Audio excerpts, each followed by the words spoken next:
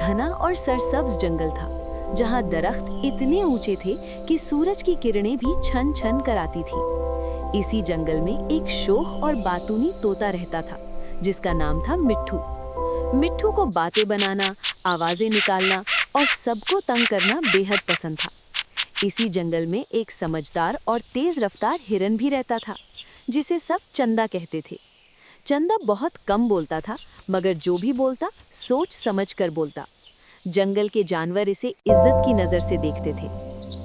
एक दिन मिट्ठू दरख्त की ऊंची शाख पर बैठा जोर जोर से बोल रहा था, मैं सबसे होशियार हूँ, मैं सबसे अक्लमंद हूँ, इस जंगल में मुझ जैसा कोई नहीं।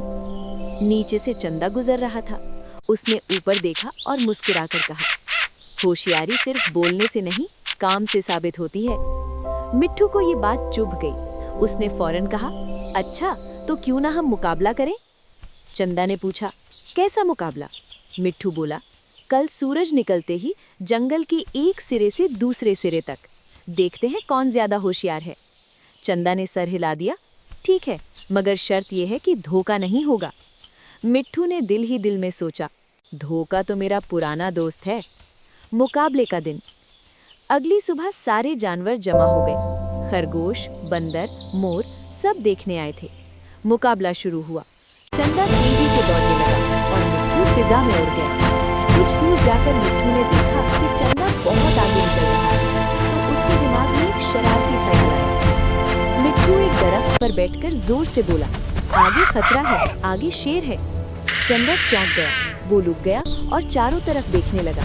इतने में मिट्ठू उड़कर आगे निकल गया और हंसता हुआ बोला, देखा होशियारी, लेकिन किस्मत हमेशा एक जैसी नहीं रहती। आगे जाकर मिट्ठू एक शिकारी के जाल में फंस गया।